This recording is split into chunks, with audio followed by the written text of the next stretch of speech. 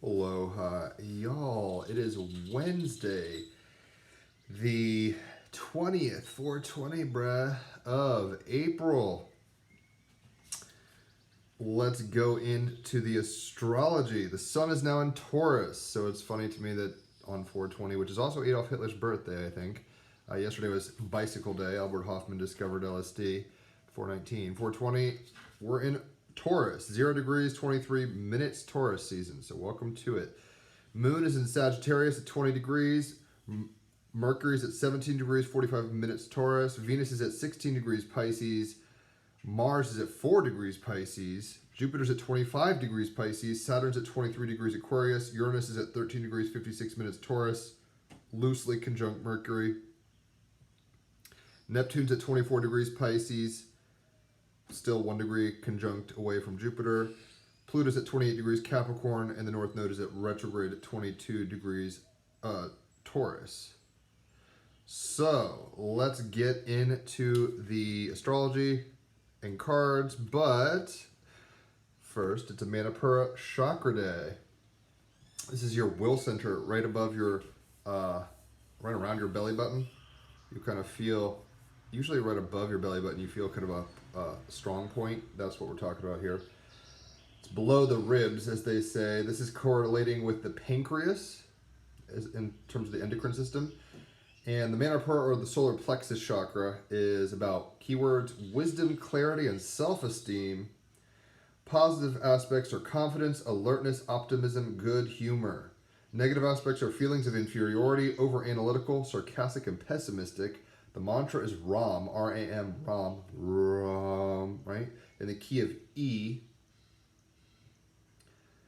Spiritual activities include leadership programs, psychotherapy, and solitude. Essential oils are lemon, grapefruit, and juniper. Plant is carnation. Metal is iron and gold. Element is fire. The musical note is E. Crystals are topaz, amber, and citrine. And the soul lesson is human and divine love. So let's get into our solar plexuses. Solar plexi, I guess would be the plural. For all of us, the royal we, and tap into the power of volition, will. And now that we have a Taurus season with the North Node in Taurus, we can really move into what? Creating value and beauty in the world through our will center, right? Through our divine actions. So let's go ahead and get some cards. Hopefully y'all are doing well. I am doing pretty good. It's funny how working out works. The more you do it, the easier it gets, even if you make it more challenging. I'm kind of addicted to it in a weird way. I'm not doing anything too crazy, just, little at-home things, like month-long challenges, fitness challenges, but now I'm doubling it. Anyway, it's funny because it's not something I thought I would like to do. And even yesterday I did a lot of earth work, shoveling earth, and I'm like, it hurts your back, but it feels good to get it done. So today on this Taurus day, first day of Taurus season, we have the Queen of Pentacles. How apt is that? Apropos, maybe is the better word. Queen of Pentacles. So Pentacles, if you don't know, Taurus, Virgo, and Capricorn, this is your natural suit. And the Queen is the watery, the emotional, intuitive part of Pentacles. Materiality, embodiment, money, physical things, stuff like that. So, Queen of Pentacles, the watery part of Earth, nurturing yourself and the environment around you. Be open to the needs of others. Distribute the wealth you have equally among others. Channel your gifts to create new life, right? North Node and Taurus, creating new life, channeling those gifts. I love and nurture this great land of ours. The Queen of Pentacles is the ultimate Earth Mother, the great healer. As a mistress of nature, she is the great protector, nourisher, and sustainer of wildlife in their ecosystems. Her passionate connection to the miracle of life in all of its forms has given her knowledge of the bountiful matrix. Everything is indeed connected to everything else, powered by the sun. She is the great channeler of the Vitas, the life catalyzer, signified here by the fecund energy streaming from her hands, shooting life into the seed pod which releases the strand of DNA into the world. Utterly sensitive, sensual, and receptive, she is an abundant channel in this Garden of Eden. The small armadillo wears armor on its back, symbolic of protection. The armor is a physical and spiritual shield which guards its safety, indicating not only the need to protect the heart when the occasion calls, but reminding us humbly of how small we are in the scheme of life. This creature typically lives in subterranean dens, which further prompts us to remember that Earth is the great womb and tomb of all life. Pluto in Capricorn, right? We are all part of Mother Earth, an indivisible, living community of interconnected systems. Evidence of exploitation and contamination to the lands over the years has led to corrosive deterioration and destruction, threatening the diversity of life, including our own. If we were boldly to proclaim as a universal declaration of rights announcing the Earth is Gaia, a living entity with the right to exist, persist, and maintain and regenerate its vital cycles, then might we not be catalyzing this life force from the seed pod with our own hands? That is some Mercury in Taurus, North Node in Taurus, Sun now in Taurus, Uranus conjunct Mercury in Taurus. A radical way to look at the Earth and its, our relationship to it. We need legal power to prevent misguided interest from treating this Earth as merely property to be sold to the highest bidder. Might it protect the gift of fresh, clean water, which is less than 3% of all sources, and even more miraculously fragile, less than 0.01% of the surface water found in lakes, swamps, rivers, and streams? The armadillo's uncanny ability to walk underwater and survive torrential flooding by inflating its body so it floats reflects a way we ourselves might navigate the watery realm of emotions and surrender to its torrents. This queen is certainly moved to take action. Despite her considerable wealth and status, she is conscious of the precious opportunities and resources she can access in her daily life. She doesn't take them for granted for 1 minute. Aware of her afforded privileges that many in the developing world don't have, she realizes wealth for all can only happen when we engage our collective political and social will to distribute it fairly. You are being invited to connect with the natural abundance of nature that is your birthright and channel its beauty to catalyze life. And I should say the moon is going to be crossing the galactic center. It's at, whatever I said, 20 degrees at the moment, but 26 degrees Sagittarius. It'll be crossing that in the next 3 hours-ish. So with the sun now in Taurus, with Mercury, our minds in the world, North Node in Taurus, we're creating value. Sagittarius going to be conjunct the galactic center soon. We can really see our mission in the world and how to be the best operatives in the flesh, right? The most valuable, one for all for one, kind of Saturn and Aquarius vibes. But really, it's about beautifying Venus and Pisces, the abundance around us in a radical way. Uranus conjunct Mercury in Taurus. So let's be willfully, Manipura, solar plexus chakra, willfully, it even looks like she's got her solar plexus chakra kind of popping here. Let's be willfully aware of our engagement with the environment and stewards of DNA, stewards of ecology and both flora and fauna. It's a real gift to be here, and we have to remember that as beings of energy, which we are, your endocrine system does correlate to the chakras. So your pituitary gland is your third eye, and like I was saying, your pancreas is your solar plexus. But also your vibration really creates the dream and the film that you're in to a degree. So try to create a more beautiful film, right? So let's get a clarifier and see what wants to pop. I've started applying to and getting responses of no, not available, to something called Workaway, which is like, oh, I'm going to come to your country and do what I'm doing here, basically work stay stuff. And I've applied to a few places, but most of them are saying thanks, but no thanks. Derp. So hopefully that changes. I don't really have a plan after Costa Rica, so I'm trying to formulate that now so I'm not caught off guard then. That is some Queen of Pentacles organization of what? My volition, right? Where is my center going? Nine of Swords, the Basilisk is the clarifier. We might think that the world, that no matter what we do in the world, we're not going to succeed, or no matter what, how we save our money or work towards a degree or whatever it is, write a song or whatever it is. I'm just thinking of stuff I do. That it's not going to amount to much. Our minds, the swords, the Nine of Swords, is playing against us. It's about fears and nightmares, right? So if you're a Gemini, Libra, or an Aquarius, the swords are your suit naturally. And the Nine of Wands says, I perceive danger everywhere, right? Investigating your psychological turmoils, questioning your fears, understanding where it comes from, nightmares and illusions, and knowing you are not alone in this feeling. So I think we have this ability, because even in this card I was talking about ecological kind of like failure. let's not just look at Chernobyl and say, oh my gosh, we're all going to be screwed one day, right? Let's try not to put our will centers, right? Let's try to find the good humor and the confidence as opposed to the fear and pessimism in the world around us, the material world. But with the Nine of Swords as a clarifier, we might be finding that, you know, it's like 2 steps forward, 3 steps back feeling in the world. Where we're like, ooh, like even here, it's like, ooh, I came to Costa Rica and just a few things like, well, I don't really have to use that as an example, but not everything that glitters is gold, right? So, and not everything that you expect to happen will. So we have to plant our seeds, knowing that they might not come about, but not think catastrophically, right? Not be like I'm next to a volcano that was active from 1965 or something until 2011. Every night, just kind of flowing volcano. It's not right now, and it actually looks a lot like her skirt. It's a large cone called a volcano arenal is what it's called. So anyway, but I could sit here and look at it every day and say, is that thing going to blow? Is that thing going to blow? Am I going to die? You don't want to do that, right? We don't want to take what power we have in the world, the willpower, and focus on the negative. Examine your fears and then rise above them in order to operate better in reality. So let's go ahead and get an animal oracle card. Hopefully y'all are doing well out there. It's actually an adventure, this thing called life, so it's going to be okay. But that does not mean, you know, as they say, all who wander are not lost. I don't feel lost, but I am wandering right now, and I'm trying to figure out exactly what's next. But I need to tap into that wisdom. The owl is coming on 4.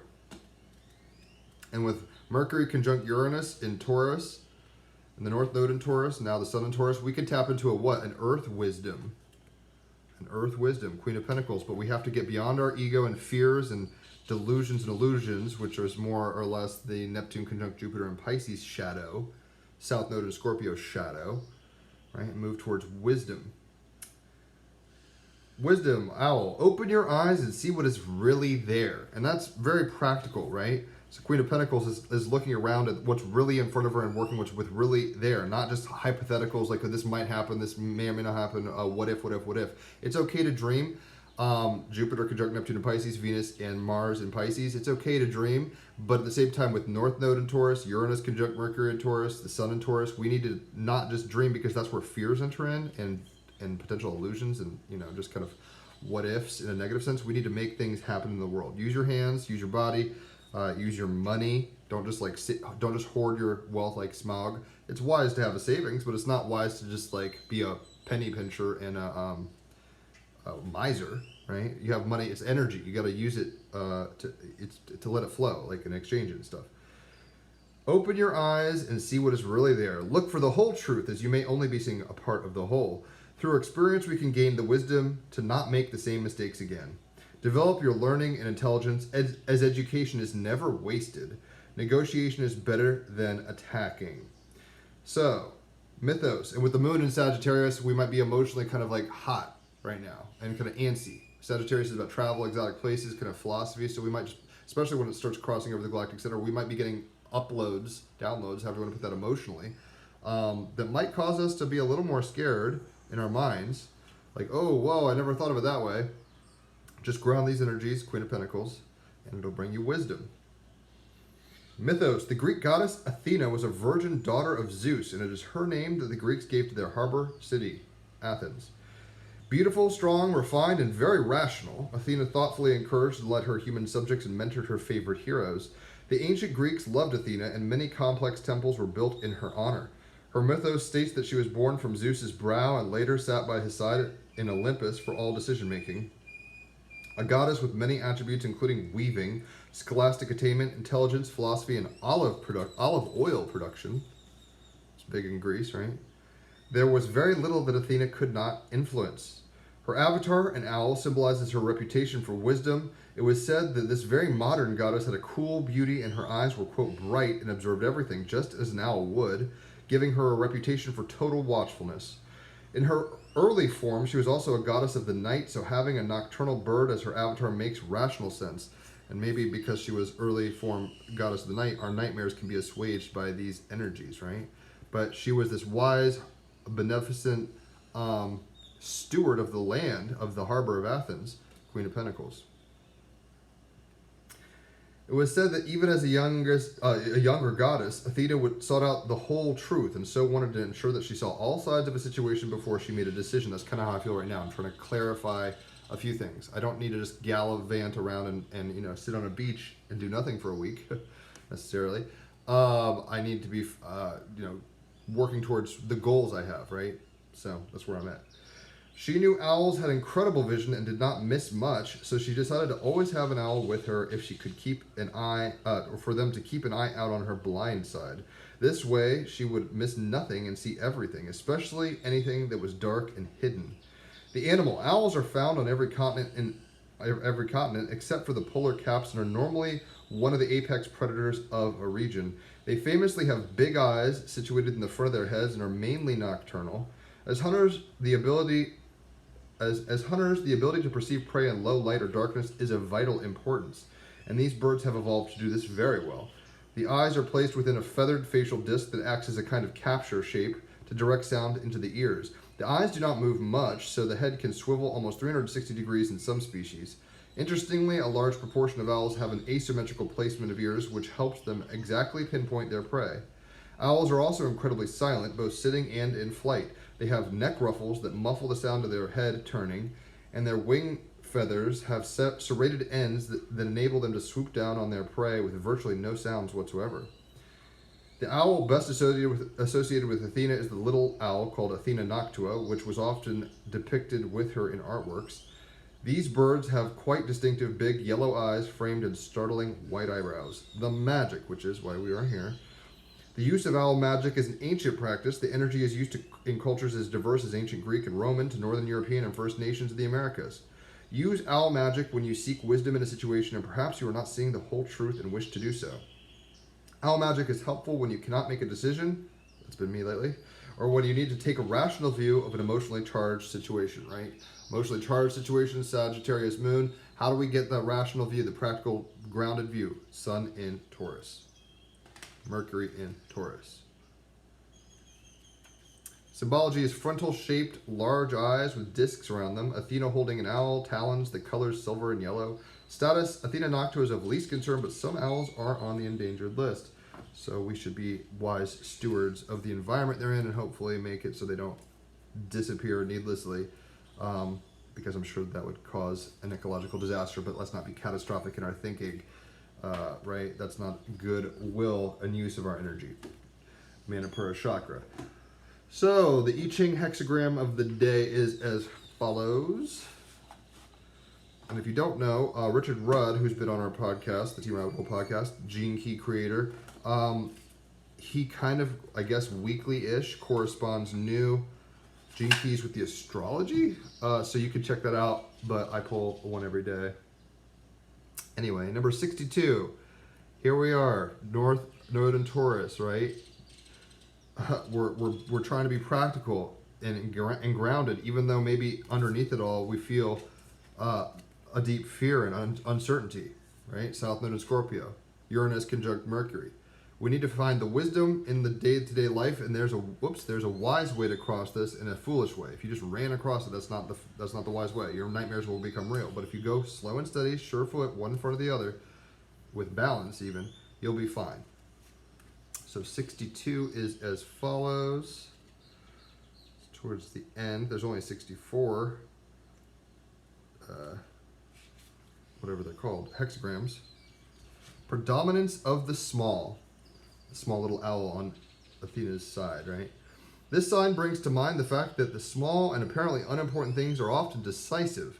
The drop which brings the cup to overflowing is a tiny one, but one generating tremendous effect. So sharpen your eye for detail. You will then understand better the superordinate context as well. Learn to read what is written between the lines of life. It is not enough merely to bear in mind the great and significant things. Incidentally, your chances of achieving a great success are minimal at present, so quite consciously pay attention to finer details. For instance, look closely at everything to do with relationships which you consider to be self-evident. Nor is there any reason to hide your light under a bushel. Quote, dignity lies in the simplicity of the noble, says a Chinese proverb. And dignity lies in the simplicity of the noble. That is a very Queen of Pentacles, Sun in Taurus now, North Node in Taurus energy. So Maybe there's things lurking in the darkness that you're not aware of, so you need to bring wisdom and bear light to those things, right? It doesn't mean be afraid, but it's like, what are you unaware of? What are your what's going to bring you, keep you up at night? What are you not aware of that you're not aware of, right?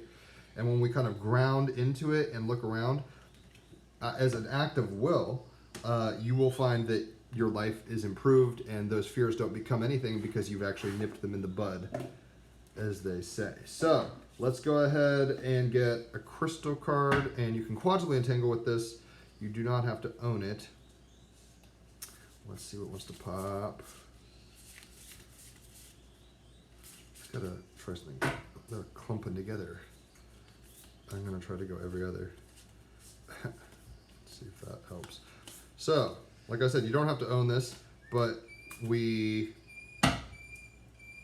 can quantumly entangle with anything physically in the universe, even if it's from far, far away. Meteorite is the stone today. What it is, meteorites are extraterrestrial rocks flung from space, right? Saturn and Aquarius, structures from outside our normal reality. They've been carbon dated to the beginning of time, i.e. even older than our sun. Meteorites come in three forms: nickel, iron, chondrites, and pallasites infused with radiant peridot. Who needs it? Children of the stars. Very Neptune, Jupiter conjunct Pisces, right? People who are, needing some help there. Children of the stars. Where to put it? Wherever you gaze toward distant constellations, very Moon and Sagittarius, with or without opening your eyes.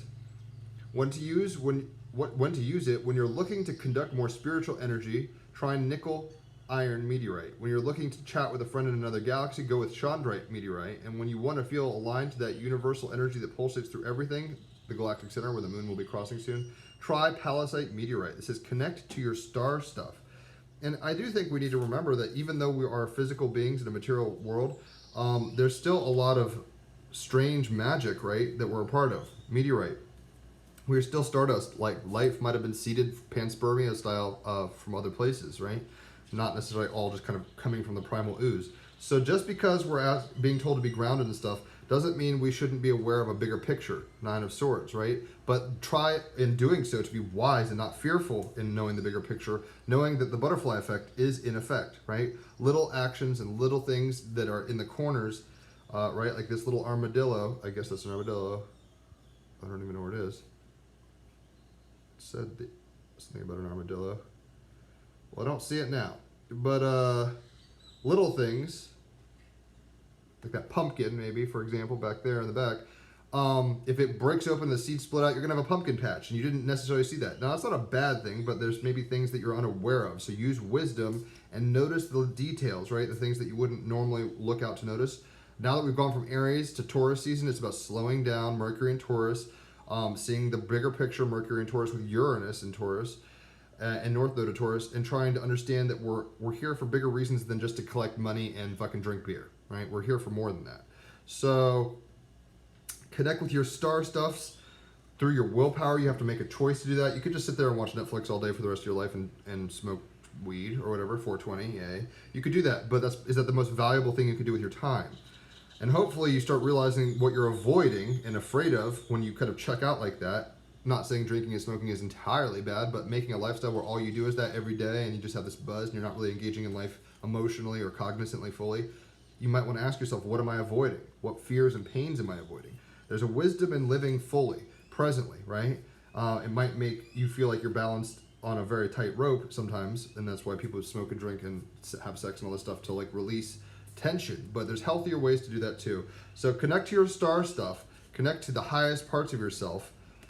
It's a choice, willpower, and ultimately be a blessing in the world. You're blessed to be a blessing, not just to hoard it. So hopefully you've enjoyed this, and if you have, leave a tip. It would be appreciated. Energy exchange is always cool. Holler for readings. I've only got 5-star reviews, so you know you get good stuff. $33 USD for an hour of cards, $88 USD for 3 hours of astrology, and $111 US for 4 hours of both cards and astrology. Like I said, it's a good value, so why not? If you haven't checked out the Team Rabbit Hole podcast, you should. Today we're supposed to have Lily Fangs on. She was on a TED Talk. She's kind of a spoken word hip-hop artist, very conscious. I've got to work out the details with that because it's going to be an atypical time, so we might actually reschedule it. But I figured we might as well get someone high conscious, high vibes, not necessarily some Cheech and Chong type on our 420 episode. And she is very much holding it down beautifully in the world. So if you haven't checked out Lily Fangs with a Z, check her out. She'll be coming on the podcast. We've got all sorts of cool things. We've got almost 300 episodes, so you should check out the podcast if you haven't. www.teamrabbithole.com. It's on Spotify, Anchor, iTunes, all sorts of places. So you can check it out all over the place. Odyssey is where I usually look at it. So hopefully that makes sense.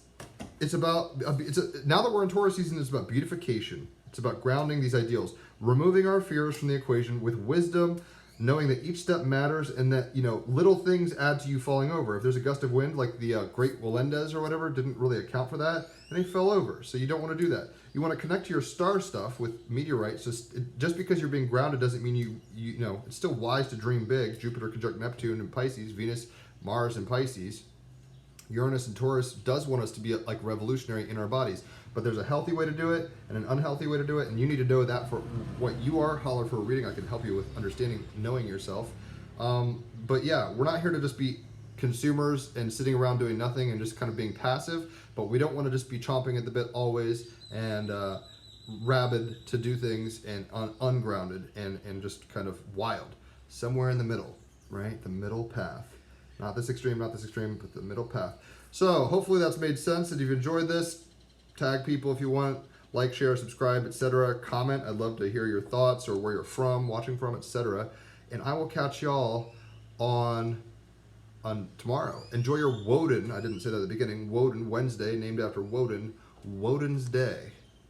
Adios. Happy 420 to whom it may concern. Bye.